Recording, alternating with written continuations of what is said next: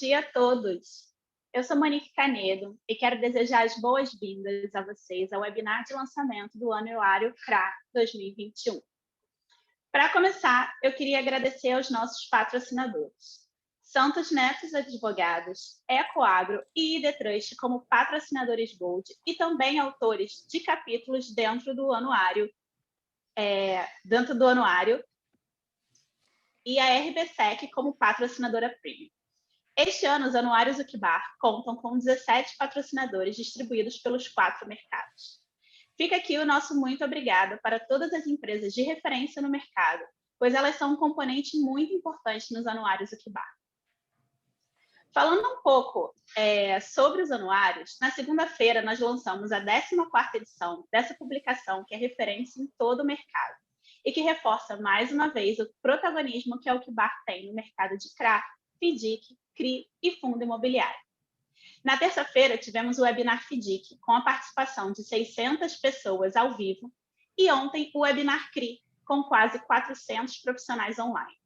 Acreditamos que uma semana como essa, recheada de conteúdo de qualidade e gratuito para o mercado, é um reflexo direto da missão da Uquibar, contribuir para um mercado de capitais mais transparente, analítico e conectado. Esse ano tivemos diversas formulações e reformulações na publicação. Para começar, o anuário sai do formato PDF e passa a ser um site interativo e muito mais dinâmico. De mãos dadas, temos ao todo 10 capítulos escritos pelos nossos patrocinadores Gold, que também estarão nos webinars de lançamento e que vêm para trazer ainda mais conteúdo de qualidade para a publicação. Além disso, são 93 rankings e diversos gráficos e infográficos espalhados pelo anuário. Outra novidade dessa edição é essa aqui, os webinars de lançamento, que até o ano passado eram eventos exclusivos aos nossos patrocinadores e convidados, e agora são abertos ao público, para que vocês possam participar da discussão dos resultados da publicação junto com a gente. E, antes de apresentar os nossos convidados, um anúncio super importante. O Uquibar Day 2021 está confirmado e vai acontecer em setembro desse ano. Ano passado, tivemos o prazer de receber 2.000 profissionais online para discutir os mais diversos temas sobre securitização. Esse ano, esperamos fazer um evento ainda maior e com mais novidades. Então, acesse o QR Code que está do lado esquerdo da sua tela, deixe seu e-mail e seja avisado em primeira mão quando abrirmos as inscrições. E, caso a sua instituição tenha interesse em patrocinar o evento, entra no QR Code da direita, preenche o formulário que vamos entrar em contato assim que tivermos novidades. E agora sim, o mais importante. Vamos apresentar os nossos convidados de hoje. Para começar, Christian Fumagalli, sócio executivo da Ecoagro, empresa que foi responsável pela autoria do capítulo Finanças Verdes e o Agronegócio. Bom dia, Christian. Bom dia, tudo bem? Tudo ótimo, muito obrigada pela participação. Obrigado a vocês pelo convite. Gabriel Loit-Willer, sócio do escritório Santos Neto Advogados e autor do capítulo Regulamentação e Legislação. Bom dia, Gabriel. Bom dia, Monique. Bom dia a todos. Obrigado pelo convite novamente. E Júnior Santos, co-founder da Idetrust e autor do capítulo O Mercado de Crédito e o Agronegócio. Bom dia, Júnior.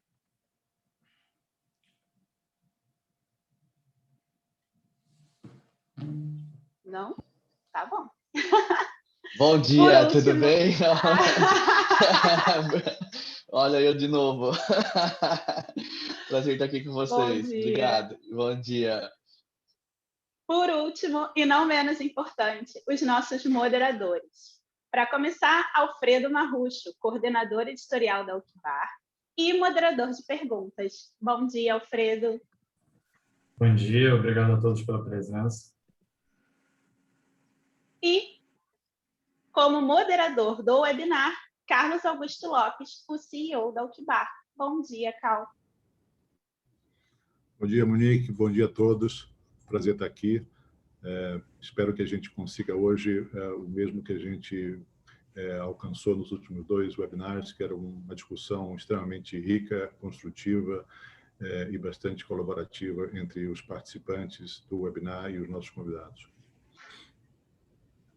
Bom, vocês podem entrar em contato com todos esses profissionais através do aplicativo Quem é Quem. O download é gratuito e, além de te conectar com o mercado, traz também todos os artigos da UKBAR diretamente no seu celular. Só apontar a tela do seu celular para esse QR Code e fazer o download. Você também pode buscar na App Store ou na Google Store por UKBAR ou Quem é Quem. Muito importante, esse evento é aberto a perguntas. A participação de vocês, da audiência, é fundamental para a gente. Para isso, basta utilizar a ferramenta Q&A aqui do Zoom. A gente pede que vocês direcionem todas as suas perguntas para essa ferramenta e não para o chat. Utilizem também a funcionalidade de dar like nas perguntas já realizadas. Dessa forma, a gente consegue captar melhor o interesse de vocês. O Alfredo Marrucho vai ser o responsável por passar as perguntas aos nossos convidados. Quero lembrar só que, devido ao tempo limitado, não garantimos que todas as perguntas serão feitas, ok? Então é isso, pessoal. Muito obrigada. Eu vou passar agora a palavra ao Cal. Qualquer coisa que vocês precisarem, eu estou aqui no chat para falar com vocês. Até daqui a pouquinho. Obrigado, Monique. Bom dia a todos de novo. Bem-vindos. É um prazer enorme estar aqui hoje moderando o painel com especialistas do mercado de CRA.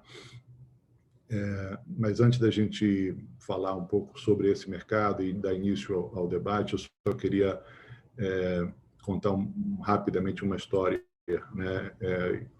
14 anos atrás, a gente decidiu transformar uma pequena publicação que era vendida pela UKBAR para alguns participantes de mercado em uma publicação gratuita, né, e patrocinada. Nasciam assim os anuários UKBAR, que hoje comemoram 14 anos. Né. Ao longo dessa trajetória, essa publicação cruzou fronteiras e virou uma referência para os mais diversos participantes de órgãos reguladores, agências multilaterais no Brasil e no exterior, como todos os participantes de mercado, assim como jornais e revistas aqui no Brasil e lá fora. Isso para nós é extremamente gratificante. Mas eu diria que talvez para muitos de nós na UKBAR, um dos motivos que nos orgulha bastante é o fato de que centros acadêmicos, centros de excelência acadêmica, tanto no Brasil quanto no exterior, também utilizam o anuário ou os anuários, né, como fonte de dados, de informação e de inteligência. Assim, de certa forma, a gente constrói uma ponte entre o mercado de capitais e os meios acadêmicos no país e lá fora. Agora, tudo isso a gente só conseguiu com o apoio de instituições que acreditaram e acreditam na força do conhecimento, na força da informação, do poder transformador do conhecimento. Então, aqui vai um muito obrigado aos nossos patrocinadores. Nós temos aqui patrocinadores que estão com a gente há mais de 10 anos, e isso, para nós, nos orgulha, é motivo de muita satisfação e de alegria. Então, aqui fica o meu muito obrigado, deixando claro que essa mudança que a gente fez nos anuários, né, a Monique acabou de apresentar para vocês um formato diferente, onde você não vai baixar mais um PDF, agora você vai ver isso diretamente no nosso site, é apenas uma iniciativa das muitas que a gente está trabalhando aqui na UKBAR para tornar esse conhecimento ainda mais difundido, ainda mais acessível ao público, e, obviamente, também do nosso lado, a gente quer entender muito melhor o nosso leitor, o nosso assinante. Então, esperem novidades. Ainda a gente está trabalhando, a Monique já deu um spoiler aí, né? A gente já confirmou aí o nosso nova edição do UKBAR Day. Mas tem mais coisa que está vindo por aí, e eu espero que em breve a gente esteja anunciando para o mercado como um todo. Mas, bom, vamos ao que interessa. Eu queria começar esse webinar apresentando alguns grandes números. Eu vou utilizar o próprio anuário para fazer essa apresentação, e depois eu vou passar a palavra, vou fazer a mesa rodar aí e a gente começar um bate-papo com os nossos convidados. Então, deixa eu já começar apresentando aí alguns números que a gente escolheu para mostrar. Estão vendo a minha tela? Então, começar destacando um recorde, né? Tivemos aí, durante o ano, 15,8 bilhões de títulos novos emitidos, um recorde para esse mercado, e isso foi alcançado através de 65 operações, né? Então, 65 estruturas de securitização utilizando o CRA foram realizadas no país, e isso foi feito através da emissão de 113 títulos, né? Então, 113 títulos estavam conectados àquelas operações que eu acabei de falar. Bom, aqui eu passo agora para uma parte de gráficos, e aí você consegue ver já o quão relevante em um ano pandêmico, né, o ano de 2020 foi para o mercado de CRA. Alcançamos o maior nível de emissão, né, como eu já comentei a vocês, a gente tem aí um grande número de títulos emitidos, né, e o que quando a gente começa a olhar para dentro dessa atividade do ano, algumas coisas destacam-se, né? Então, a primeira coisa é que, como já era de se esperar, devido ao à necessidade de financiamento, a crise que a gente acabou vivendo, ou continua vivendo, decorrente de problema de saúde, a gente viu muitas operações antecipadas através de operações mais rápidas, né, usando a instrução 476. Então, aí isso reflete aqui esse aumento significativo de operações, digamos, entre aspas, privadas, que permitem com que essas operações sejam feitas mais rapidamente do que uma instrução de distribuição pública via ICVM 400.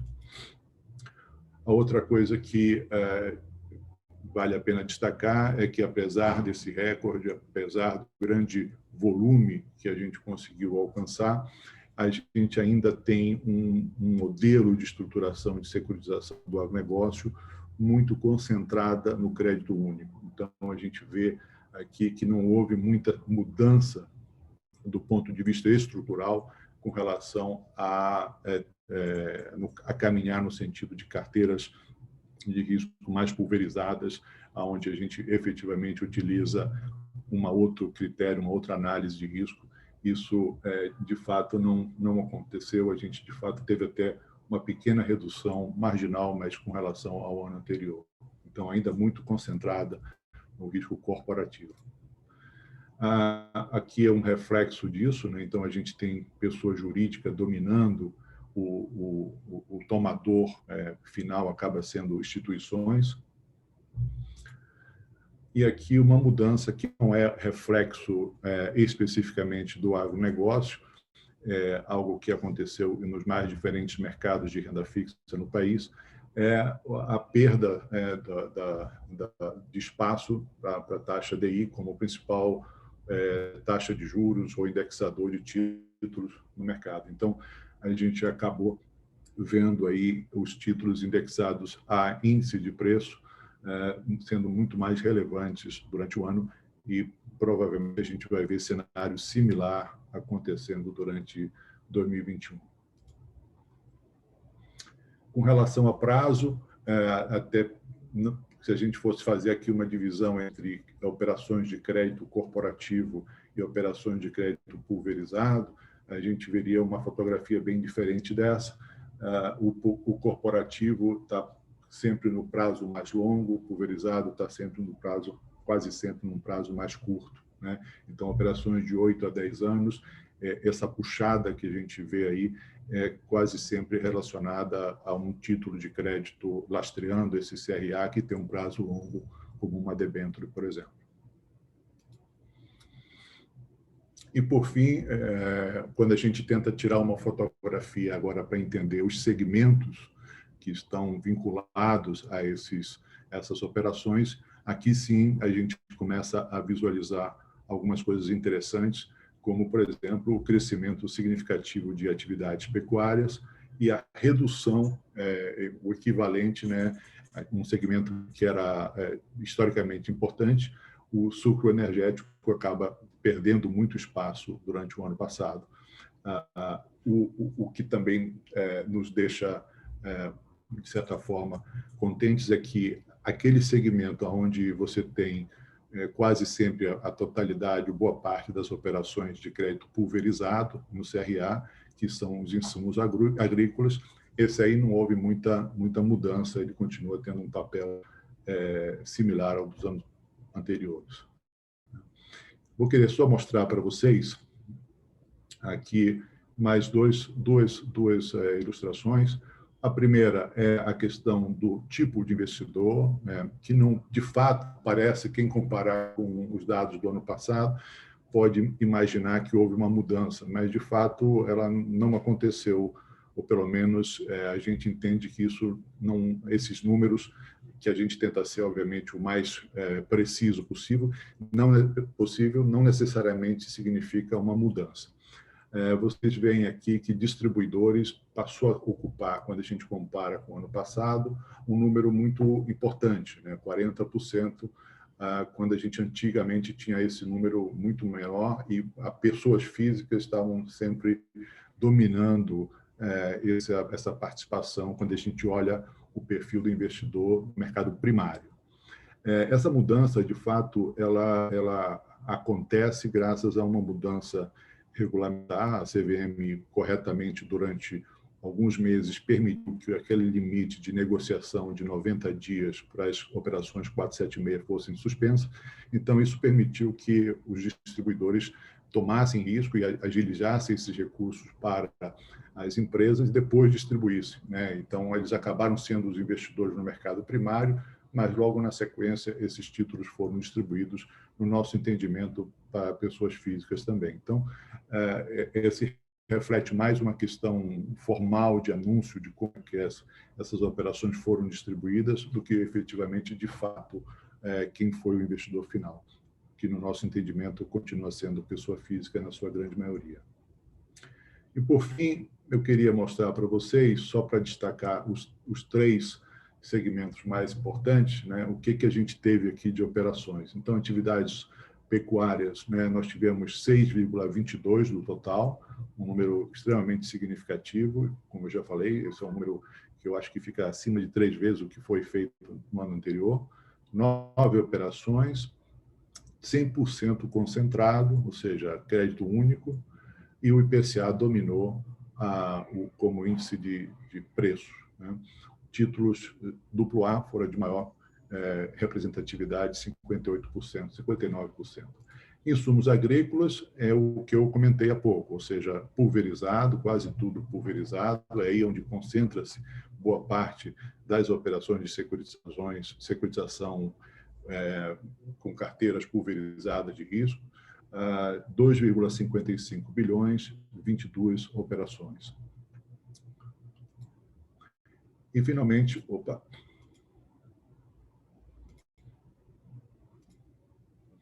não está querendo aparecer, mas não sei o que está acontecendo. Aí está. O sucro energético concentrado 100%, também 2,16 bilhões, 11 operações, índice de preço IPCA, de novo, dominando essas emissões, e títulos AAA representaram 50% daquilo que foi emitido no ano, nessa categoria, nesse segmento do agronegócio. Bom, gente, era isso que eu queria mostrar para vocês, só para criar aí um pano de fundo para a gente poder começar o nosso bate-papo. E agora eu vou, de fato, passar a palavra para vocês e começar aqui o meu papel de provocá-los, a gente construir aqui um debate enriquecedor e construtivo com a participação do nosso público aqui.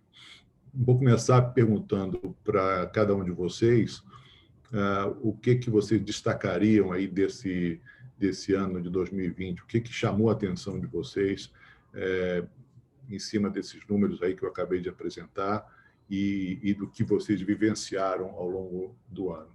Então, Christian, você como representante da securitizadora que liderou os nossos rankings, aí, que você conta para a gente? Bom, Carl, primeiro, obrigado. Vamos lá, né? Acho que falar de 2020 realmente foi um ano totalmente atípico, né? Em qualquer relação e cenário que nós possamos imaginar, né? A gente viu agora na sua apresentação que o CRA teve um valor recorde de emissão, que para nós foi maravilhoso, mas acho que faz sentido aqui, pelo menos no que foi a minha experiência, a experiência da Ecoagro, indicar como nós começamos o ano, né? O que nós trabalhamos durante 2020, para que a gente conseguisse chegar no nosso patamar de emissões e de operações, tá? Bom, eu acho que lá no começo do ano, né? Premissas, planos, passos a serem dados, né? A gente tinha um cenário de Selic em baixa e com tendência de baixa, que era também algo que nos chamava a atenção, né? Parecia que em janeiro era o grande ponto que nós tínhamos que vencer durante o ano, tá? E depois fomos surpreendidos por uma pandemia, você citou bem. Eu acho que nenhum analista colocava esta variável em qualquer das suas análises. E essa pandemia mudou, né? Mudou nossa relação com o mundo, mudou nossa relação com as pessoas, com a forma de trabalho, e provavelmente eu acho que vai nos moldar em todos esses pontos daqui para frente, né? E aí, quando eu volto para o começo de 2020 e olho especificamente para o mercado de crédito estruturado no Brasil, que é onde o CRA está inserido, né, juntamente com os outros produtos objeto dos anuários da Oquibar, o que para mim foi, eu acho que um cenário marcante, com certeza, e onde nós precisávamos nos atentar na estruturação de novas operações, era esse cenário que eu citei antes de juros, né? Nós tínhamos ali, não me recordo bem, mas entre 4,25 e 4,5 de Selic, o que já era algo que há um ano antes estava em volta de 6, 6,5, né? Ou seja, já vinha materializando uma queda, e mesmo com esse patamar próximo a 4, tinha um indicativo de cair mais, né? E, bom, chegamos a 2%, hoje estamos aí em 2,75%, e na nossa visão, na minha visão, né, poderia ser um cenário que causaria algum impacto negativo na demanda dos títulos de renda fixa, de CRA, do crédito estruturado no geral, né? Dado que, igual você citou ali, 2015, 2016, nós tivemos grandes emissões, créditos concentrados, que pagavam, na época, percentual do DI, 100% do DI, e, em termos absolutos, rendiam 13%, 14%, né? Era um cenário completamente diferente. Bom, e aí, com todo esse cenário econômico e como todo papel, eu acho que o CRA precisou de ajuste para atender uma nova demanda dos investidores, né?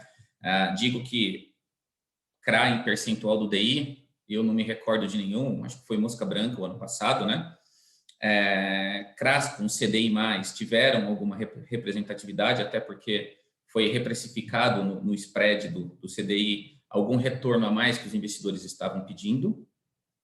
Mas CRAs destinados à pessoa física e que tiveram IPCA como indexador foram carro-chefe, né? Você explicou bem o ponto da suspensão do período de lock-up, também concordo, a CVM foi assertiva nesse ponto, mas no final do dia o que aconteceu mesmo foram as casas tomando este risco no D0 e a partir do D+1 colocando nas suas bases, né? Ou seja, viabilizou, acelerou os processos, mas o destinatário final continuou sendo o IPCA, e eu também acredito, continuou sendo o investidor pessoa física, com o IPCA como indexador, e eu acredito, né, que no cenário que nós estamos vivendo hoje, ainda pandêmico, ainda com algumas incertezas econômicas no médio prazo, o IPCA faz todo sentido que continue sendo um indexador importante, tá?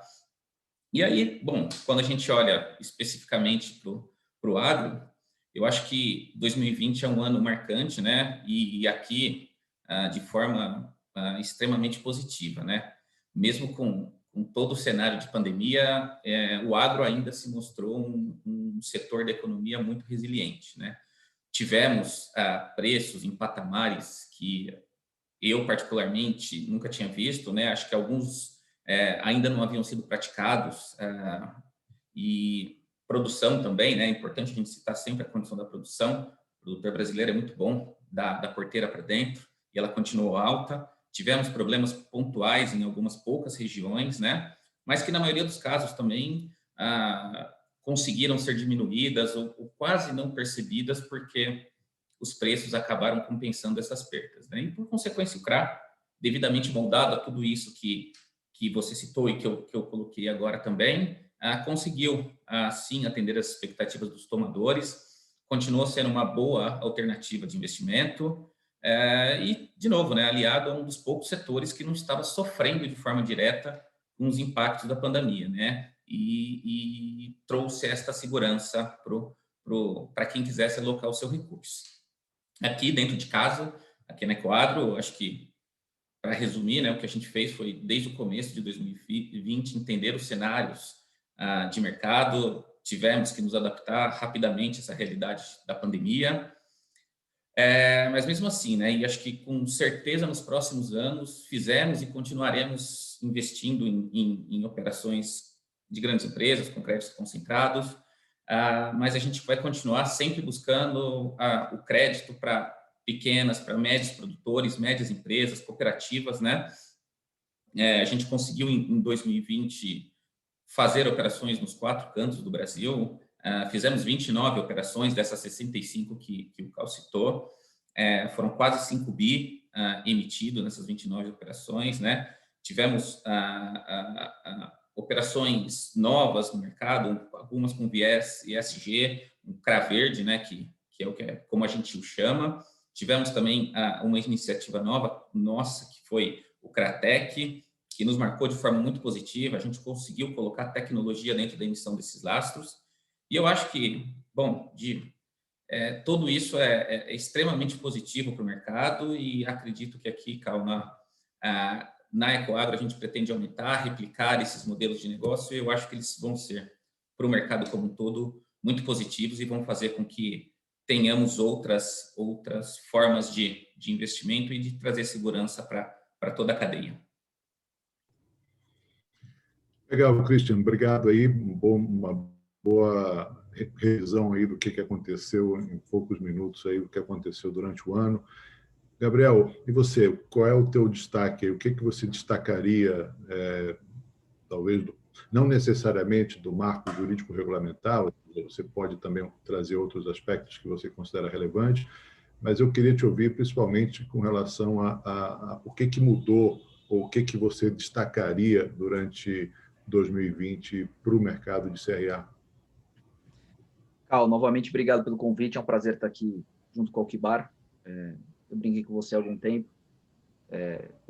Acho que a Alquibar é realmente tudo isso que ela representa. É um prazer ver esses números consolidados, talvez a única grande fonte de consolidação numérica que a gente tem hoje no mercado, enfim, e não à toa, assim, vocês têm essa primazia de mercado. Agora, voltando ao cenário de 2020, eu acho que, concordo plenamente com o Christian, acho que o cenário de 2020 era um cenário, a princípio, avassalador, né? O ano começou com todo mundo super preocupado, dizendo, enfim, acho que o mundo acabou. E acho que eu queria destacar, efetivamente, de tudo isso que você mostrou, acho que a expressividade dos números, ela realmente reflete o que a gente enxerga que hoje é o país. E aí eu não diria nem só o agro. Eu acho que é o país, porque o país hoje é um mercado quase que é liderado em quase toda a sua inteireza pelo agro. Então, o agro, e eu brinco há muito, acho que já faz tempo que a gente precisa aceitar o nosso DNA agro e começar a dar um pouco mais de valor à cadeia do agronegócio enquanto atividade econômica, e aceitar que somos eminentemente produtores rurais e exportadores, e talvez seja essa a grande faceta do país. O segundo ponto, eu acho que é o ponto de crédito, que o país é um país de crédito, e acho que a expressividade dos números, e como você mostra, a evolução numérica aí das emissões de CRA, ela representa a necessidade que tem a atividade rural brasileira por crédito. Então, assim, é um setor super intenso em crédito, necessita de crédito, e um ponto que o Christian mencionou e eu acho super importante é cada vez mais acessível aos menores players, né? Antes o mercado de CRA, ou até muito pouco, era um mercado muito atinente àqueles grandes números, né? A gente brinca as operações blockbuster, então operações que saíam no valor econômico. E aí a menção que você faz, as ofertas 476, ela é muito lustra, tá? Porque cada vez mais esses players de setor médio, eu diria, menores em capacidade produtiva, em tamanho, em expressividade numérica em relação ao faturamento, passam a fazer parte desse mercado. Então, eu acho que o CRA se consolida em 2020, e tenho certeza que isso vai acontecer em 2021 e para frente, não só como um grande mercado, mas talvez como uma grande saída para o mercado de crédito do agronegócio. Eu acho que o CRA hoje ele representa a fonte alternativa. A gente brinca, eu faço inúmeros seminários, em todos os seminários nos convidam para falar sobre fontes alternativas do agro, fontes alternativas de captação. E eu acho que hoje a grande fonte alternativa de captação do agronegócio, eu acho que a gente tem um pouco de FDIC, a gente tem um pouco de várias outras letrinhas que a gente pode incluir na sopa aqui, mas certamente o CRA ele se consolidou como a grande vertente de crédito do país. E aí o que eu acho muito interessante é vertente essa que se adequa a todos os setores do agro, então, antes da porteira, depois da porteira, segmentos logísticos e tudo mais, e cada vez mais a gente tem visto operações nesse sentido, mas também que tem se adaptado a um mercado mais distressed, né? Então, que o país hoje em dia, assim, feliz ou infelizmente, ele também caiu em suas mazelas, e a gente hoje tem acompanhado também um mercado distressed, que não é um mercado muito típico aos investidores brasileiros, mas cada vez mais tem entregado yields diferentes, taxas diferentes, e isso o agro ainda entrega, né? Então, assim, a despeito da dificuldade de precificação, de enxergar os riscos que ele traz, eu acho que o agronegócio cada vez mais ele se consolida como um bom pagador de juros, uma boa estrutura, porque uma estrutura pujante, resiliente, como o Cris mencionou, e com uma capacidade de geração de divisas enorme, e tudo isso faz com que os números se consolidem da forma que você falou. Então, eu acho que o meu destaque, efetivamente, além de tudo isso que o Cris falou e dessa mudança pela qual a gente passa, é do papel de destaque que tem o CRA naquilo que você chamou de financiamento privado da cadeia do agronegócio. Então, acho que esse talvez seja o grande componente de 2020 e o para frente deve maximizar isso tudo que a gente está conversando. Legal, Gabriel. Depois eu queria te ouvir se você acha que teve alguma coisa no marco mais jurídico regulamentar, mais específico, fora questões pontuais que não serão necessárias para o agro, se você puder talvez trazer para a gente algo que te destacou, que te chamou a atenção durante o ano. Mas eu queria ouvir agora o Júnior. Júnior, fala para a gente aí, do teu lado, o que foi relevante aí? Olá, Cal. Obrigado novamente. Prazer estar aqui com todos vocês.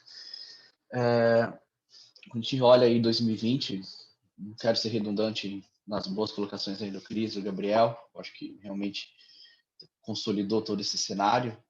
Eu queria dar um pouquinho mais uma ótica, um pouquinho mais do viés de service e de tecnologia, né? De quem participa das operações, mas não na linha direta de frente dando crédito, mas quem atua com os parceiros para isso, né?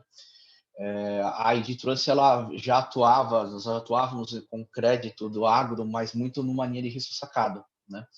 O que a gente viu em 2020 foi uma atuação diferente, onde a gente acabou se posicionando por uma força de demanda do mercado, em trabalhar e desenvolver tecnologia com foco no crédito para liberar capital de giro, para destravar a operação. E onde a gente atingiu a marca de 9 bi em operações de agro somente em 2020. E dentro desse cenário do que a gente participou como service dessas operações, muitos com FDICs e outras instituições financeiras, o que me chama muita atenção é realmente assim, eu gosto muito dessa expressão do novo normal, mas o cenário da pandemia levou de uma forma natural essa transformação digital que todos os ecossistemas passaram, né? Foi visível as empresas nas grandes cidades se transformarem, de uma hora para outra alocar centenas, se não milhares de pessoas em formato home office. Isso impactou em todos os cenários. Mas quando a gente olha mais para o cenário do agro, isso mostra um pouquinho mais as dificuldades que seria essa transformação digital. E quando a gente fala como o Cris colocou, do Cratec, a gente tem outras dores, né? Que uma coisa é você estar na Faria Lima com acesso à fibra ótica para você acessar um smartphone e fazer uma operação, aprovar uma operação. Outra coisa é quando você está lá no interior de Primavera do Leste e você tem um smartphone para poder assinar um título de crédito ou liberar ou participar desse processo, tendo a mesma rastreabilidade, a mesma segurança e a mesma unicidade sobre o título que está sendo formalizado naquele momento. Então, essa transformação do novo normal, que a gente acabou participando de forma coadjuvante, mas apoiando como service dos nossos parceiros, dos nossos clientes, de ver o agricultor poder acessar uma plataforma, assinar um título, selecionar um desconto, tomar um crédito por uma experiência 100% digital, e isso sendo realizado de forma end-to-end, integrada e impactando o dia a dia, né? Como agora colocou, são muito eficazes naquilo que eles fazem da porteira para dentro. E aí, dentro desse cenário, a gente viu muitos agricultores se adequando a esse novo normal também e abraçando essas tecnologias, muitos deles no formato de early adopter disso, falar, não quero mais fazer isso de forma física, eu quero usar o meu smartphone para esse processo, né? E isso impactando a agilidade do processo operacional.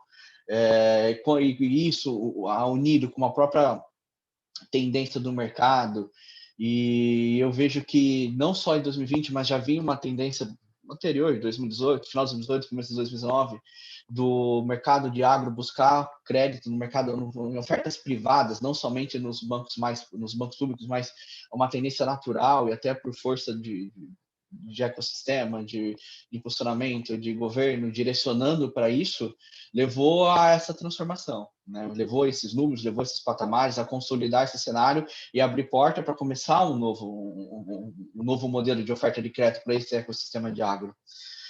Algo que a gente se deparou foi que quando a gente compara, né, no movimento das fintechs lá em 2017 e 2018, que se falava das giant techs ofertando crédito por diversas formas para essas plataformas de tecnologia, o que nós estamos observando e participando com alguns parceiros é o quê? As giants do agronegócio absorvendo essas estruturas de tecnologia, de fintechs, se posicionando como Cratec para levar ofertas de crédito de forma diferenciada, ágil, com uma melhor experiência para o seu cliente. E muitas delas, sem a necessidade de utilizar desses instrumentos para tomar crédito, mas sim de otimizar a própria remuneração, seu próprio working capital, seu próprio fluxo de caixa, se utilizar disso para direcionar uma oferta mais assertiva para os seus clientes, sua cadeia produtiva, seus fornecedores, seus produtores, e aí todo o ecossistema na qual ela está envolvida.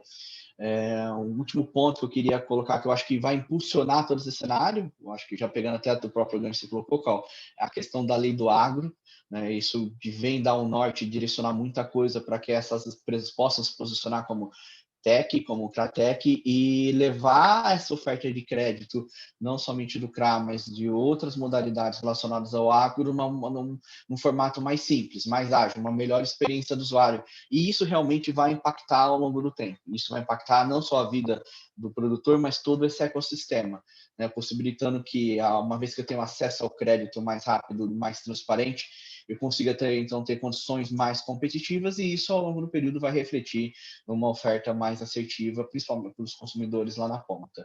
Então, em linhas gerais, em resumo, eu vejo que essa transformação digital que a gente já vinha sentindo em outros cenários, em outros nichos, ela veio, impactou, transformou e vai ficar, né? E agora o próprio ecossistema do agro já se adequou, está se preparando para seguir nessa linha.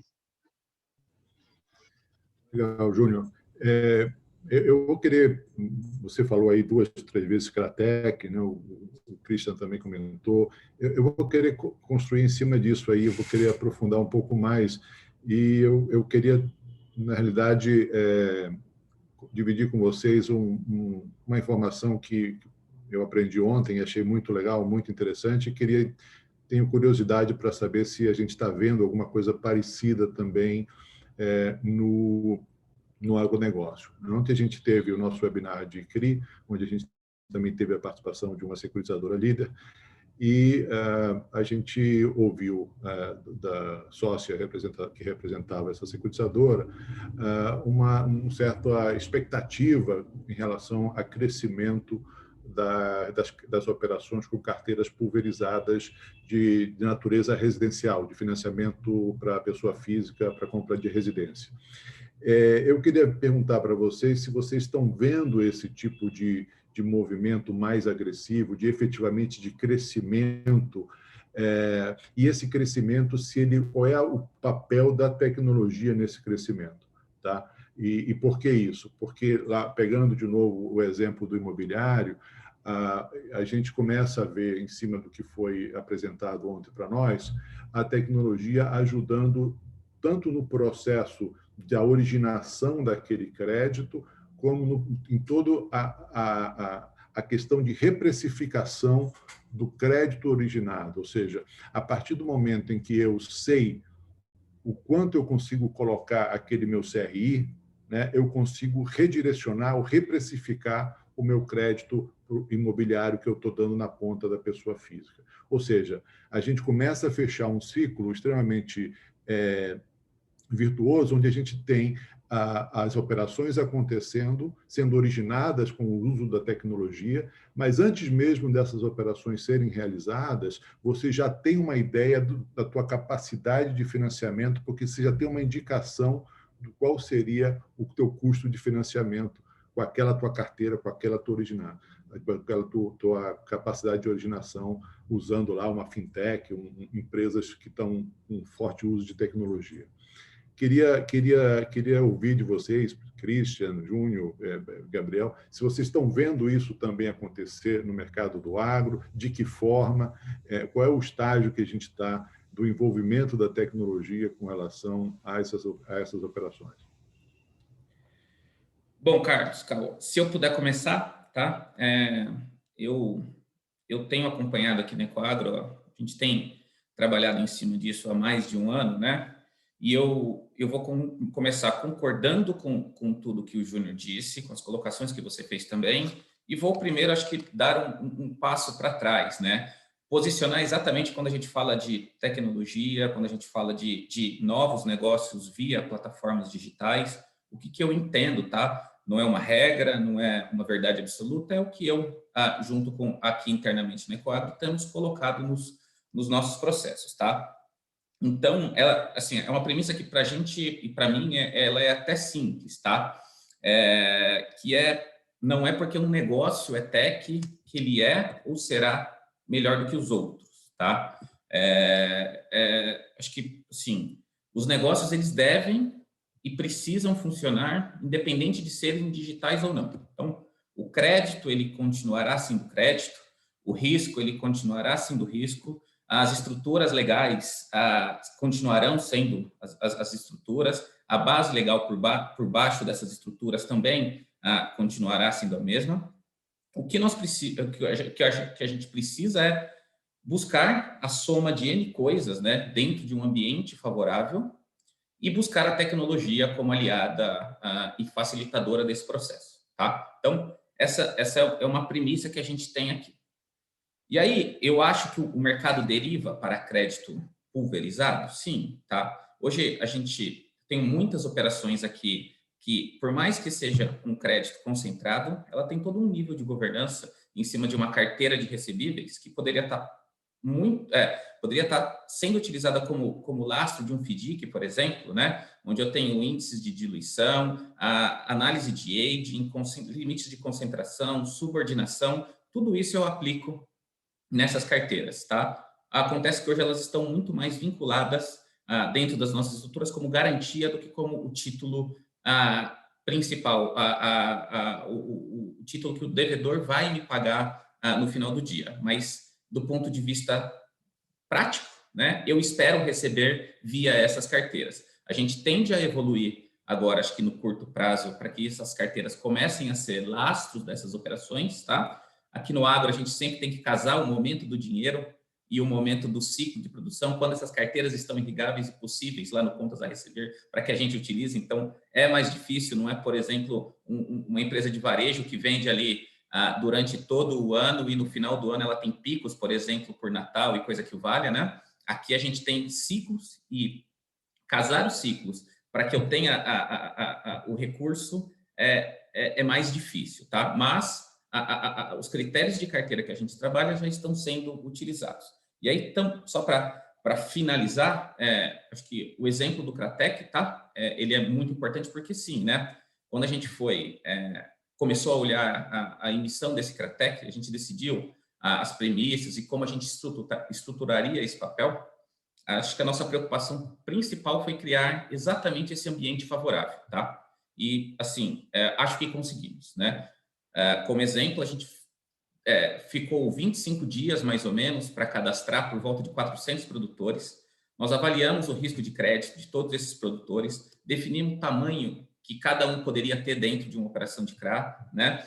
A gente utilizou todo um processo eletrônico para troca de documentos. Desses 400, 118 ingressaram efetivamente na operação. A gente fez a emissão das CPRs, registro em cartório B3, né? Tudo de forma eletrônica.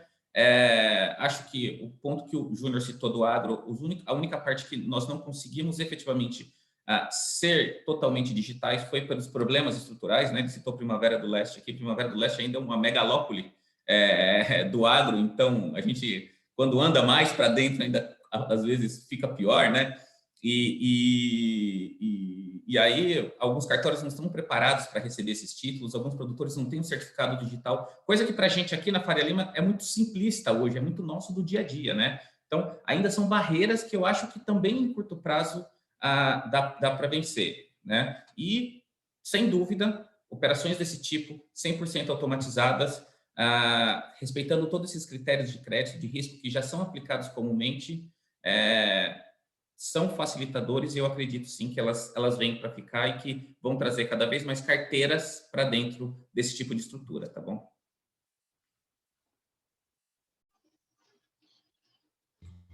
Legal, Cris. Legal. Júnior, e aí? Pegando esse gancho que o Cris colocou, eu acho assim, quando a gente fez a primeira plataforma de título de crédito digital, a gente tinha uma premissa que era fazer tudo como era no físico, mas no meio digital, mais rápido, mais seguro. E eu acho que é esse o valor que o Cratec vai entregar. Assim, você não muda o que acontece, não muda o que se faz. O que você tem que entregar é uma experiência diferenciada para poder gerar valor para quem está tomando aquele crédito. Acho que, em suma, é esse o objetivo, né? E eu acho que até pela própria experiência das fintechs, o que vai ocorrer, assim, eu digo isso pelo nosso próprio posicionamento, né? Tem operações nas quais a ID se posiciona como a própria fintech. Mas que nem na operação do agro, a exemplo que a gente teve nas experiências com os fundos do Nubank, Mercado Pago, Sem Parar, Credit System, fundos de mercado de retail e meios de pagamentos nas quais a gente atua desde 2015, foi se posicionar como uma TechFin. Por que TechFin? Porque, nesse caso, quem vai dar o crédito é o Cris, não é a ID. A gente vai ser a plataforma que vai permitir que essa experiência chegue lá no produtor rural, para que esse ciclo, desde o onboard do produtor a uma plataforma, um modelo digital, a validação dos poderes, a aprovação desse fornecedor, essa análise de crédito, a tomada desse crédito, a formalização desse lastro, o desconto, a cessão, a auditoria, a guarda e depois todo o acompanhamento de controle, gestão e liquidação, ele precisa funcionar muito bem. Ele precisa funcionar num conceito real-time. Então, o que nós procuramos fazer, e a gente acredita que funcionou no mercado de fintech, que é levar essa mesma experiência que as fintechs tinham somente para si, mas levar para o mercado como uma oferta de service, cara, foca no quê? No que você é muito bom, na originação, no teu nicho, no teu crédito, e deixa as empresas de techs direcionar para isso. Acho que isso vai ser um movimento natural do mercado. Como a ID e outras devem vir a se posicionar nesse formato de fornecer tecnologia para que essas empresas de agro possam absorver isso de forma mais rápida, né? Não ter aquela curva de aprendizado de ter que desenvolver isso dentro de casa, mas aproveitar essas tecnologias que já estão consolidadas no mercado financeiro para levar essa oferta de crédito no formato tech, né? Então, assim, levar de forma pulverizada, como o Cris colocou, registro do CPRF, assinatura digital, todo esse processo eu entendo que é algo que vai ser natural a adoção disso por essas empresas que estão focadas nesse segmento. Mas, Júnior, dessa cadeia de processos que você acabou de descrever muito bem, quanto, e vale para o Christian também, e para o Gabriel, quanto vocês acham que, efetivo, de 0 a 100, onde é que nós estamos? Quando a gente chama um CRATEC, nesse processo que vai da originação do crédito até a emissão do CRA, quantos por cento? Um CRATEC. Eu posso falar... Você falou, Christian, de CRATEC, vocês emitiram. Quanto desse processo, em termos percentuais, é efetivamente TEC? Bom, na nossa experiência, o Cal, ele foi por volta, se eu olhar para o lastro, tá?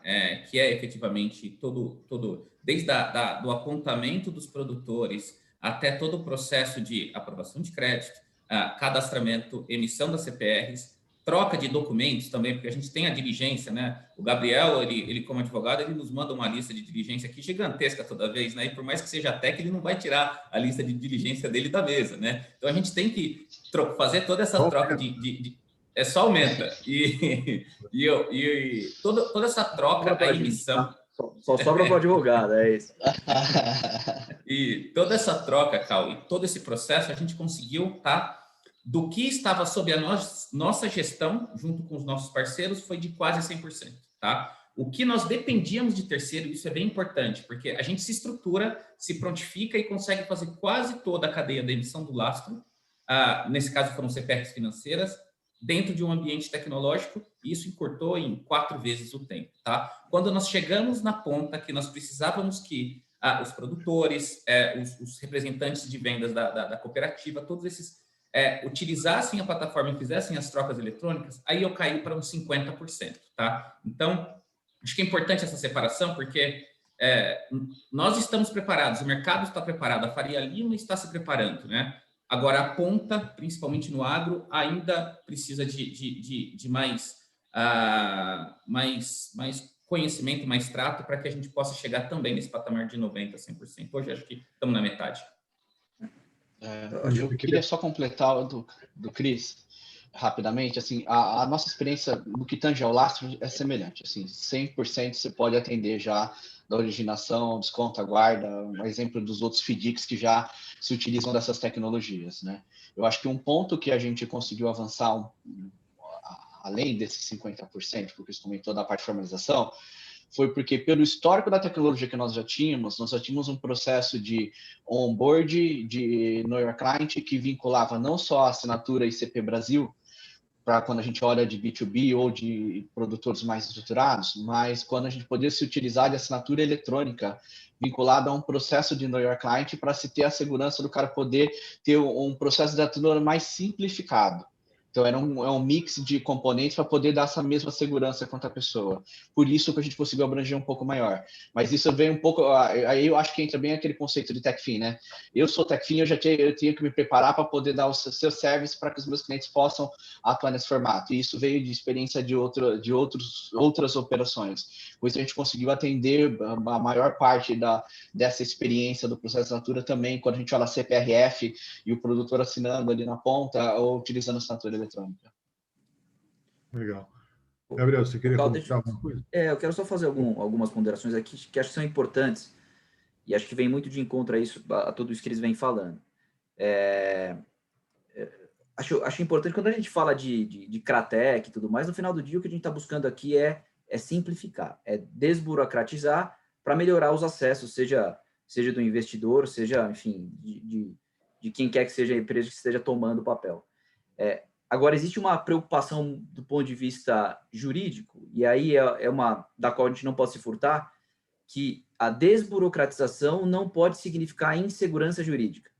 E existe um limite muito tênue entre desburocratizar e causar insegurança jurídica. Porque é verdade que a gente quer, e de forma até um pouco forçosa, a gente está tentando empurrar o mercado para esse sentido, né? O problema é que os anciãos que fazem a validação disso nas cortes, judicialmente, eles não estão adaptados para isso e eles são absolutamente formalistas. Então, assim, eu sempre brinco que desburocratizar faz todo sentido, é muito importante, mas é o que o Cris falou. Infelizmente, existem uns processos que, enquanto não mudar, digamos, a conjuntura jurídico-econômica, política do país, a gente ainda não vai atingir o nirvana em relação a todos os aspectos dessa tecnização das operações financeiras, né? Então, vou um pouco além. A discussão também do TEC está intimamente ligada à discussão de ESG. E falar em agro e falar em ESG, nós temos relações umbilicais. Assim, por exemplo, cada vez mais nos pedem aqui para que façamos as operações de forma paperless, ou seja, sem emissão nenhum tipo de papel. E a gente fica numa ansiedade enorme, porque, vou dar um exemplo, a gente está assim, fugindo do ambiente do CRA, está fazendo uma debenture, ela é totalmente assim, paperless, e no final do dia, quando você vai fazer o registro na Junta Comercial de São Paulo, a Junta Comercial de São Paulo não aceita absolutamente nenhuma forma de registro eletrônico. Você precisa imprimir o documento assinado eletronicamente, então eu preciso gerar uma duplicata do documento, que é uma cópia no final do dia, e levar no balcão para o cara topar. E a mesma coisa acontece em Primavera do Leste, talvez não por falta de comunicação, mas por falta de vontade do cartório, que é burocrata, porque a burocracia lhe serve, né? Quanto mais burocracia, mais dinheiro ele faz. E é importante que ele faça isso. Quanto mais ele simplificar o sistema, mais difícil vai ser de ganhar dinheiro. E existe uma pressão muito grande hoje pela extinção de cartórios no país e tudo mais. Então, quando você fala, olha, eu acho que, infelizmente, o agro, eu acho que está um pouco mais distante do imobiliário, porque a gente ainda tem uma dependência muito grande de cartório local, de junta comercial local, e às vezes em estados que não tem, que sequer tem tecnologia embutida no estado para a junta comercial. Então, talvez um pouco diferente do mercado de CRI, eu acho que é o que o Júnior e o Christian falaram. Eu acho que as TechFins elas estão preparadas para fazer essa conexão e acho que elas conseguem fazer sounding de investidor e conexão ativo de maneira muito mais rápida e objetiva. Agora, a gente ainda não está totalmente preparado no agro para simplificar e desburocratizar, porque a gente precisa da burocracia ainda, infelizmente, para ter segurança jurídica. Então, a gente fica nesse embate filosófico entre facilitar, né, e não perder força dos instrumentos. E eu acho que isso é bastante importante, até porque o conceito, e eu acho muito engraçado esse conceito que se colocou no mercado de fintech, né? Fintech é um conceito lato que tenta capturar tudo. Então, todo mundo se diz fintech. A gente tem que tomar um pouco de cuidado com o conceito, porque fintech, na essência, existem duas só, reguladas pelo Bacen. Todas as outras são empresas de tecnologia, né, que estão inseridas ou não no mercado financeiro. Isso cria, obviamente, uma dubiedade, uma confusão, que pode fazer com que o investidor ou quem quer que seja aquele que está servindo ou está entregando o lastro, crie uma confusão. Então, eu acho importante esse movimento, eu acho que é um movimento que veio para ficar.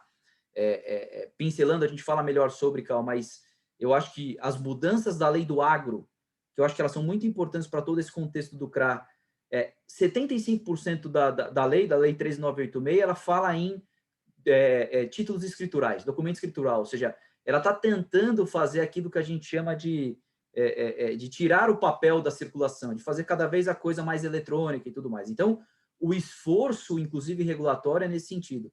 O problema é que as coisas não são necessariamente, uma coisa não necessariamente acompanha a outra, né? Então, assim, eu acho que, por exemplo, essa emissão que o Cris recentemente fez, tech, totalmente tech, enfim, e a gente conhece muito bem quem ajudou no processo de emissão e tudo mais.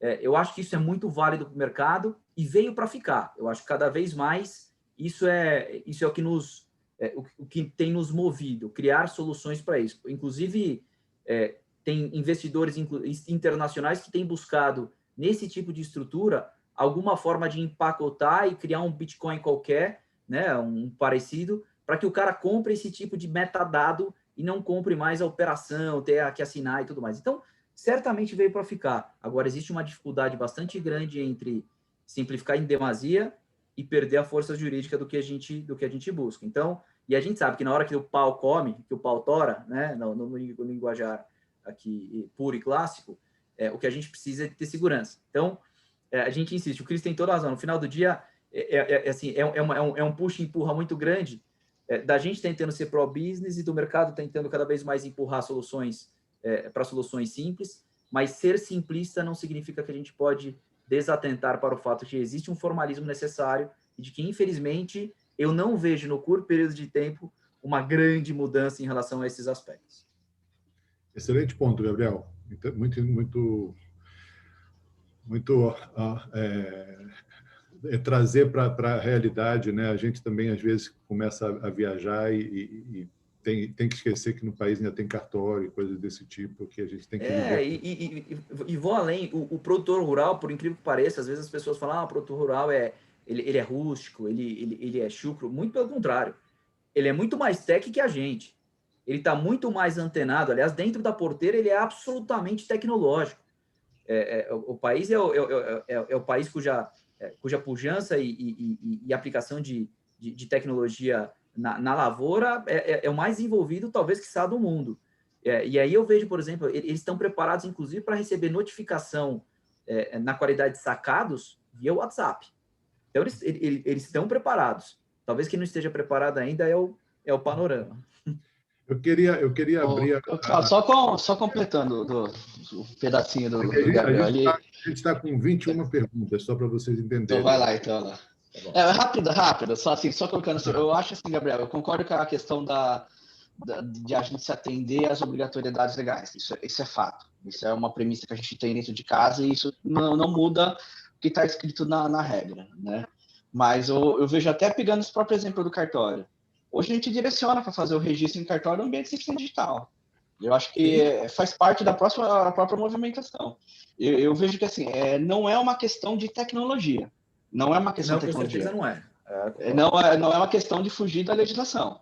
É a questão de ver dos usuários adotarem a esse modelo para poder caminhar. É isso que vai determinar a velocidade e índice de adoção desse processo. Como qualquer outra tecnologia exponencial, tá? O que muda a velocidade disso é a capacidade de adoção dos integrantes. Não é a tecnologia em si. A tecnologia que nós já temos hoje já é permitido fazer sem end-to-end 100% digital. Não, estou 100% de acordo. E no final do dia foi o que eu te falei. Existe uma resistência de alguns. E, infelizmente, essa resistência, para você disseminar isso em 100% do sistema, eu acho que é a grande dificuldade. É o que você falou, assim, é a adesão por uns e contrário senso, quanto tem vários que não querem aderir por razões óbvias, né? Mas perfeito, estou 100% de acordo. Calma, por favor. Vai lá, Alfredo. A primeira pergunta é a respeito da visão de vocês sobre o mercado, né, de CRA verdes em 2021. Até pouco tempo atrás, né, a gente escutava bastante o CRA em dólar como um grande atrativo para o investidor estrangeiro. Será que, na verdade, o atrativo para esse investidor estrangeiro não é, na verdade, o CRA verde? E aí, sim, o investidor estrangeiro talvez possa finalmente entrar nesse mercado com os CRAs verdes em 2021? Bom, vou começar respondendo aqui, tá, Alfredo? Eu acho que as duas coisas, elas, neste momento, até por previsão regulatória, elas são distintas, tá? Então, o CRA verde é uma característica que a gente acaba dando para a emissão, vinculado ao tipo de operação, a forma como o tomador, o emissor deste lastro atua nas suas atividades, tá? A gente teve o ano passado também aqui na Ecoagro a primeira emissão de CRA verde para a agricultura no mundo, né, com a taxonomia do CBI, e isso teve um apelo muito grande para o investidor local. A gente teve overbook no próprio processo de venda desse papel. Nós vimos outras emissões de CRA verde também acontecendo, temos outras novas já no nosso pipeline saindo no próximo mês, por exemplo, tá? Então, o CRA verde, ele traz uma atratividade para o investidor local e estrangeiro, tá? O que acontece é que, hoje, esta atratividade para o investidor estrangeiro ingressar com esses recursos no Brasil, ele ainda enfrenta as dificuldades que nós já tínhamos no passado, né? Por exemplo, comprar um CRA hoje, indexado, por exemplo, à variação cambial, aqui no mercado interno, ele continua com os problemas de eventual tributação na variação cambial positiva, tá? Então, qual que seria o caminho e que a gente enxerga que no médio prazo vai ser possível, tá?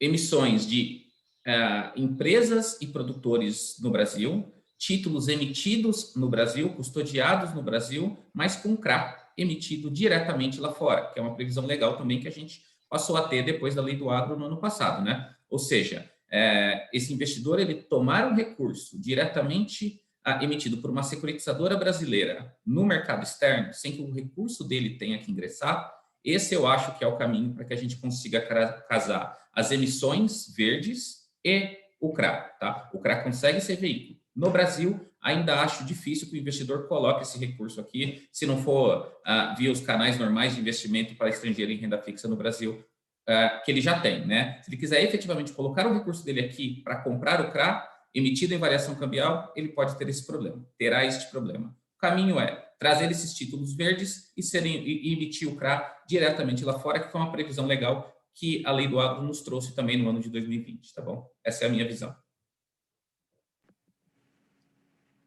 Cris, eu, assim, só complementando o que você falou, eu concordo plenamente. Eu acho que assim, uma coisa é uma coisa, outra coisa é outra coisa, com certeza. Eu acho que, na verdade, os CRA verde, assim, aí respondendo aí, Alfredo, a pergunta, eu acho que sim, vieram para ficar e vão ficar. Eu acho que cada vez mais CRA verde, discussões de ESG, assim, hoje estão no panorama e existe uma pressão muito grande para todos os investidores investirem nesse tipo de papel, né? Sejam distribuidores, bancos, enfim, quem quer que seja o canal de distribuição, existe uma pressão muito grande para que isso aconteça e cada vez mais. Isso tem, inclusive, impacto em taxa, né? Inclusive, taxas são melhoradas quando o CRA é verde. Então, existe um benefício, obviamente, sinérgico para quem investe e para quem emite. Eu acho que o ponto, e eu acho que são aquelas jabuticabas que a gente cria, e o Cris tem toda a razão, eu ainda vejo o CRA em dólar como uma dificuldade. E uma dificuldade muito simples, porque é o que o Cris falou. Para o dinheiro entrar no país e efetivamente adquirir CRA, a gente ainda não tem o aparato, sobretudo tributário, do tratamento da variação cambial do dinheiro que entra no país e que ele retorna. Então, o dinheiro entra a uma taxa X, se o dólar explode, quando ele retornar, ele vai retornar naturalmente a maior, e aquele valor nominal do dólar ele vai ser tributado. E é o que efetivamente o investidor foge, né? Então, eu concordo plenamente com o Christian que no final do dia a solução vai se dar quando a gente conseguir conectar e fazer essa missão diretamente lá fora, né? A exemplo dos BDRs, né? A gente vai ter que criar um BDR de CRA, alguma coisa que o valha para que o cara compre lá fora e a operação fique caracterizada dessa forma. Mas é aí o caminho do CRA em dólar. Até isso, ou até que isso ocorra, acho que a gente está um pouco ainda distante dessa volúpia de investimento no Brasil através de instrumentos do mercado financeiro aí, CRA, coisa que vão. Sem dúvida. Alguma expectativa quando do lado de vocês, Christian, quando sai o primeiro CRA em dólar? Eu entendo que esse título seria de fato um CRA, ou seja, não seria nenhum tipo de receipt ou coisa parecida, seria um título emitido debaixo de lei brasileira, porém custodiado numa casa internacional denominado efetivamente em moeda forte, ou seja, em dólar ou em qualquer outra moeda que vocês decidam escolher. Vocês estão em que estágio aí desse processo? Ou vocês estão olhando para isso como uma fonte alternativa? Não, acho que estamos, tá, Carlos? Então, nós a gente gosta do pioneirismo no Ecoagro, né? Então, a gente já está, tá? Já andamos com proposta, com a forma, a gente acha que já tem o caminho, eu já estou falando com casas no exterior, tá? Para tentar viabilizar esse investimento. E a grande burocracia, o grande ponto, né, é a burocracia. Eu participei da primeira emissão de CRA no Brasil em 2009, né, e eu me recordo que a gente batia nas casas e o problema não era que o papel não tinha um apetite. Na verdade, você não tinha todos os prestadores de serviço que o papel pedia habilitados, né? Eu escutei de bancos, por exemplo, que não posso ser agente fiduciário porque eu não tenho CRA aqui no meu manual. E é um pouco do que a gente está enfrentando agora também, tá? O problema é que eu tenho offshore, né? Quando estou no Brasil, eu ainda consigo entender muito mais do que se trata. Quando a gente sai, preciso vencer essa burocracia. Então, a gente acha que o caminho é esse, Carl. A gente já está andando. Acredito, sim, que em 2021 a gente consegue colocar o primeiro CRA indexado à variação cambial e emitido no exterior de pé, tá?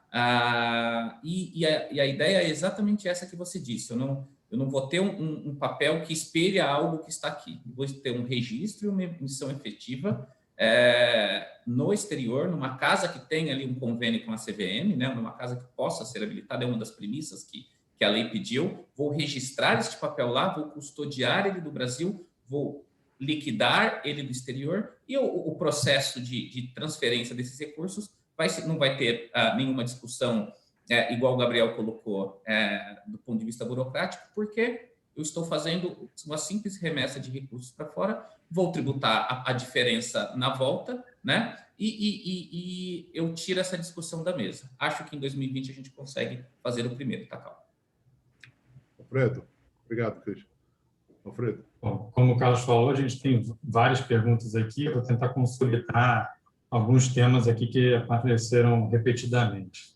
Então, acho que o principal deles está perguntando para vocês quais foram as mudanças legais e políticas dos últimos tempos que vocês consideram como as mais essenciais e como mensurar, né, o efeito dessa mudança, dessa política no mercado.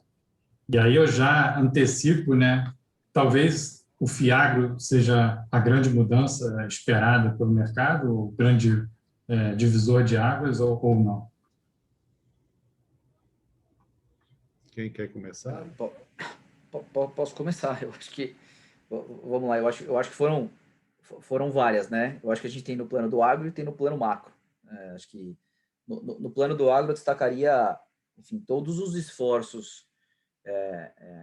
E de novo, 2020 ele marcou o resultado de um grande esforço iniciado pelo governo para que o financiamento privado do agro ele crescesse em escala, né? Então, um esforço muito grande para criar mecanismos, no entendimento deles, adequados, e eles focaram tão somente na CPR, a nosso ver, não adequadamente, mas, enfim, pelo menos em algum lugar, e focaram muito na CPR para criar, fazer dela o grande instrumento balizador das operações no Brasil. Então, acho que as mudanças no plano jurídico, elas ainda são incipientes do ponto de vista do marco regulatório do agro, e acho que no plano, digamos, regulatório CVM de emissões, a gente deve assistir agora em 2021 marcos mais importantes para todo esse movimento, como, enfim, a mudança de 476 e 400 consolidando numa única forma de operação, uma única emissão pública. Então, tem várias coisas. E acho que todas as questões políticas de 2020 elas têm impactado sobremaneira em tudo isso que a gente está falando, a começar pela mudança do tipo de remuneração do papel, né?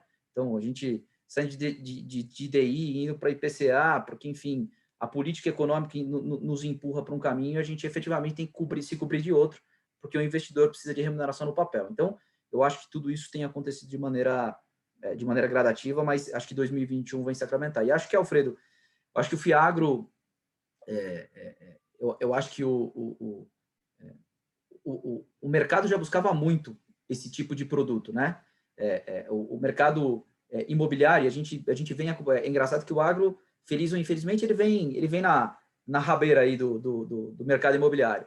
Então, surgiu o CRI, surgiu a CCI, veio o CDCA, surgiu o CRI, veio o CRA, né, o FI, agora a gente está buscando o FIAGRO de alguma forma. A única questão é que o FIAGRO, ele está buscando capturar, e eu acho que ele vai ser sim uma grande solução, só que ele está buscando capturar muita coisa dentro do mesmo balaio, né? E ele é transformador nesse sentido, mas ele é difícil para todos os efeitos em alguns outros. Então, eu acho que sim. Eu vi até que teve uma pergunta en passant aí, olhando no Q&A, perguntava se a gente poderia adquirir direitos creditórios a partir do FIAGRO. Sim, a resposta sim. Direitos creditórios também seriam trazidos para dentro do FIAGRO, assim como seriam imóveis. Então, é o famoso pacotão que seria aplicado aí amplamente ao agronegócio, com o benefício, que é o grande benefício que tem o FII, né? Enfim, de também ter um papel isento de alguma forma que é o que se furtava o governo até aqui. Então, acho que esses são os grandes marcos, e acho que o FIAGRO ele vem, inclusive, colocar um componentezinho muito interessante aqui, que é relacionado à aquisição de imóvel rural por estrangeiro. Hoje existe uma discussão muito grande sobre a possibilidade em se fazer isso ou não, e o FIAGRO está se desenhando para viabilizar esse tipo de estrutura por estrangeiros, né, ao encarteirar imóveis rurais. Então, existem várias questões normativas aqui que vão ser endereçadas. Acho que existe um desafio bastante grande ainda pela frente, mas eu acho que 2021 nos reserva gratas surpresas, gratas para um e gratas para outros. Né? Bom, se eu puder rapidinho complementar, tá, Cal? Bem rápido, prometo. Em relação também especificamente ao FIAGRO, tá? Eu acho que é uma agenda regulatória nova, é um produto novo, e como todo produto novo, a gente precisa saber como o mercado vai se mudar, como o regulador vai olhar as inovações que o mercado vai trazer, né? E tentar trazer estruturas que possam ser efetivas e terem benefício na ponta, né? Aquela máxima do mercado que é o dinheiro tem que chegar lá na ponta, eu acho que é mais uma forma com o FIAGRO, né? Também passando aqui as perguntas, eu vi se ele era substitutivo a outros papéis como o CRA, eu acho que não, tá? Eu acho que ele é complementar. O Guilherme colocou bem, também tem a mesma visão, ele colocou tudo dentro de um mesmo balaio. Cabe ao mercado agora moldar e saber quais serão as estruturas que vão caber, sempre como uma forma complementar de busca de crédito, tá? E em relação ao direito creditório, aqui tenho uma ressalva, mas ela é pessoal por enquanto, tá? Sinto que a gente tem que só tomar cuidado com o FIAGRO para não imaginar que o regulador vai querer ver um FDIC agro, entre aspas, tá? Travestido de FIAGRO. Eu acho que o FDIC, direito creditório, quando os fundos que tiverem direito creditório na essência, que forem preponderantes, ainda tem natureza jurídica de FDIC, tá? O FIAGRO, ele não sei, tá? Como o regulador vai se portar nesse ponto, mas me parece que se nós começarmos a tratar o FIAGRO como um FDIC agro, entre aspas, pode ser algo que não seja bem visto e causar problema e causar uma fotografia ruim para o FIAGRO, tá? Eu tenho só de toda a legislação, esse foi o único ponto que eu fiquei, vamos ver como o mercado vai se comportar. Eu acho que você está trazendo um ponto relevante e eu queria até provocar vocês em cima disso, então. A gente tem hoje operações do agronegócio debaixo de FDIC, né? Ou seja, temos aí, inclusive, operações que foram muito significativas no passado recente, que ocuparam o segmento, o ativo lastro, o agronegócio, passou a ser muito relevante em um determinado momento do mercado de FDIC. Então, o que efetivamente agrega o FIAGRO para esse mercado, já que, por direito creditório, você já tem o FDIC, para a terra você já tem o imobiliário, né, o tijolo, a terra e tudo mais. O que efetivamente agrega, a não ser, obviamente, a isenção fiscal e tributária para a pessoa física, né? Porque a questão do estrangeiro, isso poderia ser ajustado dentro de um marco regulatório que já existe, que é de fundo imobiliário. Bastaria que o fundo imobiliário pudesse também ter esse tipo de benefício. Aliás, eu não vejo por que não deveria ter. Então, assim, qual é o real contribuição do FIAGRO para a cadeia do agronegócio, efetivamente? Bom, minha opinião também, calma. Levando em consideração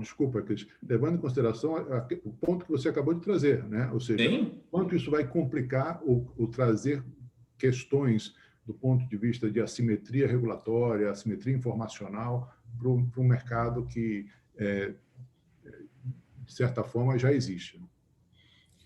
Eu acho o seguinte, eu acho que, bom, primeiro, como toda novidade, os agentes envolvidos são totalmente capazes de enxergar estruturas e moldar com base na inovação regulatória, tá? Acho que, do ponto de vista, principalmente imobiliário, o que faz muito sentido agora é pensar se estruturas que hoje estão dentro de fundos imobiliários não poderiam ser utilizadas dentro de um FIAG, tá? Você tem o que a gente tem aqui no imobiliário, são carteiras de recebíveis de financiamento, operações de shopping center e coisa que o valha, né? E se você faz um paralelo de setor, no agro você também tem direitos creditórios parecidos, você tem arrendamentos, você tem parcerias, você tem estruturas de armazéns que são construídas com a finalidade específica de ser dado como lastro para algumas operações, tá? A gente já fez aqui operação desse setor de distribuição. E também carteiras, tá, cara? Eu acho que carteiras também cabem dentro desse fundo, tá? O meu ponto que eu acho que é tênue eu consigo replicar o que eu tenho em outros produtos específicos dentro do imobiliário e agora com um enfoque, uma destinação específica, também dizendo que ele é agronegócio, tá? Eu não preciso pegar um fundo imobiliário e levar uma estrutura do agro lá para dentro, consigo trazer aqui para dentro, consigo trazer estruturas de carteiras, tá? Mas, de novo, o FDIC é, para mim, o melhor exemplo do que a gente tem que tomar cuidado, por quê? Porque a norma de FDIC, ela trata especificamente de lato sensu, né? Tudo que for direito creditório e que respeitar as regras, eu posso colocar lá. Então, eu acho que, do ponto de vista de inovação para o agro, é positiva. Acho que existem estruturas parecidas no mercado de outros setores que eu vou conseguir utilizar o FIAGRO e dar a destinação específica para o agro, de novo, só tomando cuidado para que algo que seja lato sensu, por exemplo, o FDIC, não seja confundido dentro de um FIAGRO, tá? Carlos, só fazendo uma breve ponderação aqui nisso que o Cris falou, e eu concordo plenamente. Eu acho que a gente tem uma tendência a buscar soluções por setores econômicos e não por produto. E eu acho que isso acaba não necessariamente sendo, porque o que o FIAGRO busca capturar, a gente já poderia tê-lo em produtos já existentes. É o que você falou, seja no FII, seja no FDIC e tudo mais. Então, assim, honestamente, Carlos, e essa é uma leitura preliminar do que se está desenhando, eu acho que serve muito mais como apelo de marketing, honestamente, do que como produto em si, né? Eu acho que é muito mais para você criar um estratagema para criar uma adesão de investidores e de quem quer que sejam os players aí, do que efetivamente criar os produtos. Eu concordo plenamente com o Cris e penso, por exemplo, que você falou da questão do FII. A gente não custa nada fazer uma breve alteração do panorama normativo dos FIIs, dizendo o seguinte: quando se aplica o agro, a isenção se aplica e está tudo certo. É só mudar um pouquinho a regra que já existe para a gente adequar o papel. Então, assim, concordo com ele. Eu acho também que a gente já tem um estresse muito grande para FDICs, né? E uma discussão muito grande, especialmente no agro, que a maior discussão que eu tenho no agro é se é um FDIC P ou é um FDIC LP. A minha operação é performada ou não é performada? Então, assim, essa discussão já é uma discussão complicadíssima. Toda hora me vem essa discussão. E aí, nenhuma resposta que eu dou, ela é boa. Porque toda vez que eu falo que é padronizado, não, mas tem que ser LP. Não, mas não, então tem que ser P. Assim, nunca ela é boa. E assim, é sempre, e cada vez mais a gente está esticando a corda para tentar se adaptar. Então, assim, existe uma regulação e uma discussão muito importante já, por exemplo, do FDIC, como o Cris traz, que o FIAGRO acaba simplificando demais e tirando algumas proteções que são importantes, né? Não à toa que existem duas regras separadas, né? Hoje você está buscando consolidar, mas não é à toa que elas estão separadas. Então, eu concordo com ele. Acho que a gente vai ter que tomar muito cuidado como a gente analisa isso. A grande verdade é que, para nós, eu brinquei, advogado acaba vendendo lenço no final do dia, né? Tá tudo certo, a gente vai estruturar do jeito que tiver que estruturar, mas eu concordo que do ponto de vista lógico, eu não sei se faz todo esse sentido que a gente está olhando. A gente tem várias outras formas que a gente podia capturar a mesma essência. O problema é quando a gente começa a colocar sobrenome nas coisas que não precisam, né?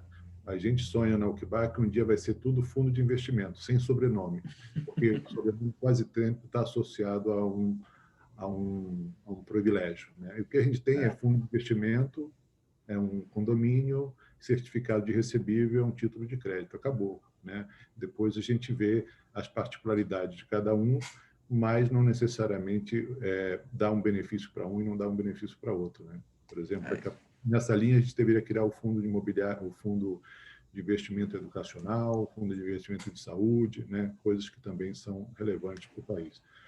Mas esse é um outro tema. Vamos lá, Alfredão. O que mais? Tem uma pergunta aqui também mais para o futuro, né? Como vocês enxergam 2021 para os CRAs do setor sucroenergético? A gente viu um pouco mais cedo, né, na apresentação do Carlos, acho que o sucroenergético é um dos principais segmentos do mercado de CRA, né? Cris, eu começo aqui assim, de maneira muito objetiva. Eu acho que 2021 teremos mais emissões, eu acho que vem forte. Aliás, já começou 2021 com algumas emissões para o setor sucroenergético, e aí sempre associado a um componente verde, a uma medição aí de KPI. Então, a questão do verde que a gente já comentou, com a questão do sucroenergético, é um casamento super interessante. Acho que isso dá força ao CRA sucroenergético. E acho que, inclusive, pela necessidade de funding das usinas, eu acho que isso vai aumentar. E acho que, inclusive, o ano, assim, o final do ano, esse começo de ano, ele está positivo para o aumento em função dos preços do açúcar, que estão empurrando o mercado um pouco para cima. Então, isso está assim, tá palatável hoje. A discussão de usina ela está uma discussão boa, não uma discussão que às vezes recrudesce a respeito da capacidade de crédito, de preço, coisa que o vale. Então, mercado pujante para 2021. Não sei se você concorda, Cris. Não, sim, e eu acho que ele ainda, o mercado, o ciclo do sucroalcooleiro ainda de 2020 ainda não se encerrou, né? Então, a gente ainda está nesse período de final de safra e começo da próxima safra, né? Acho que 2020 também o processo pandêmico, esperava-se que as usinas teriam muito mais problemas do que elas realmente tiveram, né? Elas tiveram tempo ali para trocar sua produção de álcool para açúcar e conseguiram vender com bons preços, igual o Gabriel colocou esse açúcar. Fizeram vendas até de mais de uma safra.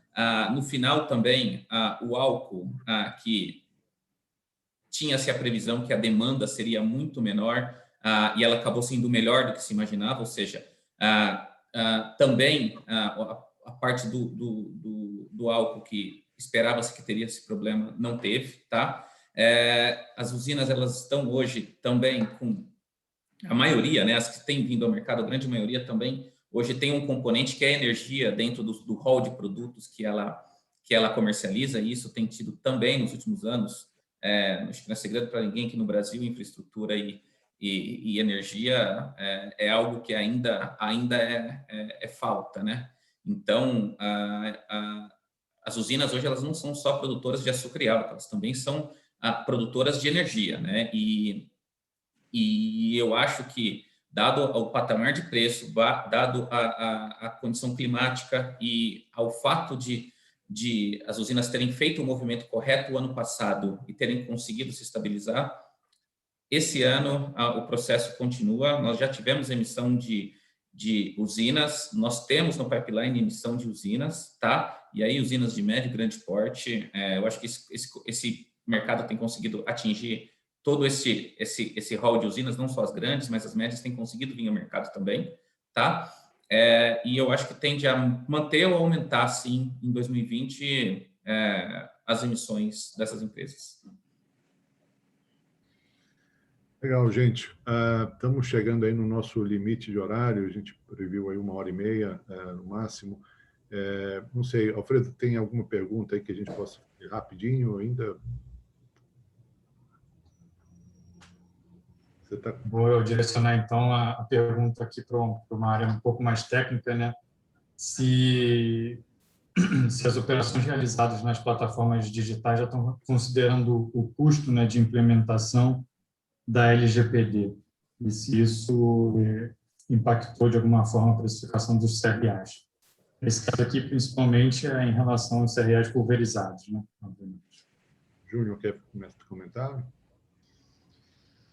Sim, acho que a LGPD vai para todo mundo, não vai ter como fugir. Eu acho que isso todo mundo vai ter que absorver e adequar isso de alguma forma, né?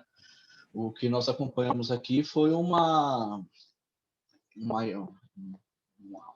maior zelo, não sei se essa expressão é correta, mas um acompanhamento mais de perto, mais minucioso de como as informações estão sendo tratadas, né? E aí entra uma preocupação maior, não só por quem está estruturando, os gestores, os estruturadores, o custodiante, mas como services, a operação também olhando o cenário, o investimento e um gasto direcionado às tratativas e às obrigatoriedades relacionadas a isso. Todo mundo teve que fazer o seu trabalho de investimento, mas algo que chamou muita atenção também foi as empresas de agro que estão ofertando isso, a preocupação que já está internalizada, né? Então, assim, do nosso lado, a gente teve como serviço absorver isso e refletiu de alguma forma no decorrer da operação. Isso vai ser natural, como qualquer segmento, a adequação e a influência disso em precificação ali na frente. Mas olhando o cenário de hoje, não foi nada que impactou ou procurou levar uma viabilidade do processo, né? Foi algo que foi natural, uma vez que, como tecnologia, a gente já sabia que ia se adequar nesse sentido. Legal. Christian, quer comentar? Rapidinho, eu acho que no Brasil a gente não tem vida fácil, né? Então, no meio da pandemia, de um processo de mudança de taxa, a gente ainda teve que conviver com a incerteza de se a LGPD seria aprovada ou não, e por movimentos legislativos ela não foi e depois foi, né? Então, ela chegou para a gente nada normal, né? Assim, a gente é tão previsível que não tem como apostar ao contrário, né? Então, os pontos que o Júnior colocou, eles são preponderantes, mas eu acho que para o mercado de CRAS ele impacta da mesma forma que para todo o mercado de concessão de crédito no Brasil, tá? Então, o que todas as casas estão olhando e estão se preparando para cumprir a LGPD e continuar as suas atividades é o que, por exemplo, a gente tem feito dentro de casa, tá? Não é fácil, não é simples, existe ainda com a ponta muita dúvida, né? E eles sempre nos pedem auxílio para que às vezes eles consigam estruturar dentro de casa uma operação e nos trazer sem que eles se sintam desconfortáveis com a LGPD. Estamos aí numa fase ainda, eu acho que não é nem operacional dela, é educacional, tá? A gente está um passo antes dentro desse mercado de crédito, mas, de novo, ela está aí, não tem outra forma, a gente tem que considerar, sim, traz mais custo, mais despesa, mas a necessidade de gente olhando isso, e não acho que o mercado de crédito ele vai ter problema por causa da LGPD, mas tem uma necessidade educacional e operacional aqui que estamos cruzando ela para concluir, tá bom? É o que eu acho. Legal. Obrigado, Christian. Bom, gente, chegamos aí no nosso limite de tempo. Eu queria pedir para, se vocês quiserem fazer as considerações finais, aí um minuto aí para finalmente, para a gente fechar esse webinar, que acho que tem sido extremamente enriquecedor. Gabriel, quer começar? Claro, Cal, não, na verdade, eu acho que o seminário serve muito a gente fortalecer os laços aqui do que é da importância que tem e das expectativas que a gente tem para 2021. Eu acho que se 2020 foi bom, a gente não consegue esperar nada diferente de 2021.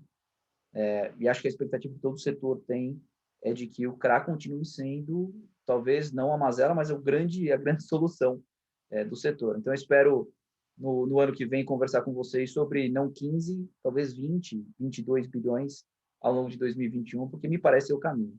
Então, assim, agradeço de novo pelo convite. Foi um grande prazer, enfim, bater esse papo com vocês. Fico certamente à disposição de todo mundo que nos ouviu e do pessoal aí para bater um papo sobre quaisquer desdobramentos disso que a gente falou. Obrigado, Gabriel. Prazer mútuo. Conta com a gente também. Júnior.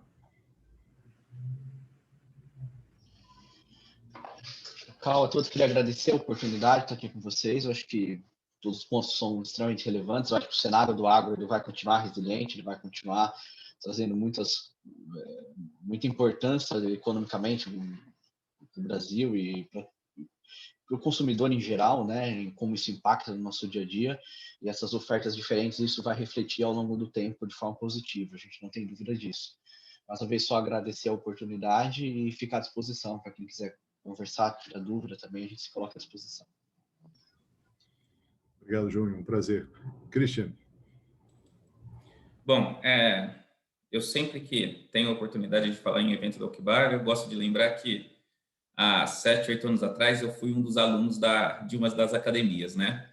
E, para mim, toda vez que o pessoal da Uquibar me convida para falar aqui, é sempre um prazer saber que, da mesma forma que no passado eles contribuíram para a minha carreira, eu consigo, de alguma forma, contribuir hoje, acredito que consigo contribuir hoje para a carreira de outras pessoas, né? Então, é um prazer sempre, tá, falar aqui com vocês. Obrigado.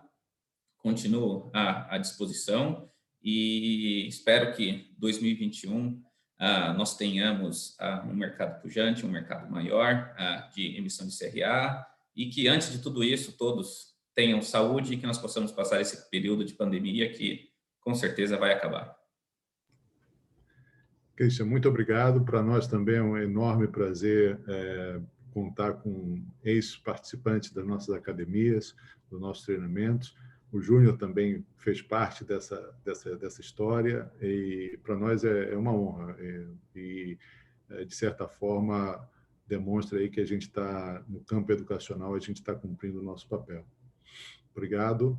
Alfredo, considerações finais. Queria agradecer a presença de todos e o debate muito enriquecedor aí que a gente teve. É isso, gente. Muito obrigado. Obrigado por ter aceito o nosso convite. Obrigado aos participantes aí pelas colocações, pelas perguntas. Acho que alcançamos aí o objetivo de um bate-papo informal, mas sem dúvida nenhuma colaborativo. Tentei provocar dentro do possível aí alguns de vocês e eu espero que a gente continue esse bate-papo, seja formalmente através de um evento como esse, seja em conversas privadas ou em bate-papos em outros momentos. Muito obrigado. Passo a palavra para a Monique. Bom, mais uma vez agradecer não só os nossos convidados, mas todo mundo que assistiu a gente. Lembrar que amanhã o vídeo vai estar no YouTube na íntegra, que em setembro teremos o Uquibar Day, então já se preparem para falar mais sobre não só o agronegócio, mas securitização de um modo geral. E que amanhã nós temos o último webinar da nossa semana de conteúdo, que é o webinar de fundo imobiliário, tá? Também às 11 horas, então inscrevam-se que vai ter participações muito bacanas e um conteúdo bem bacana também. E é isso, pessoal. Uma boa tarde, um bom almoço a todos, um bom final de dia. Até a próxima. Tchau, gente. Obrigado.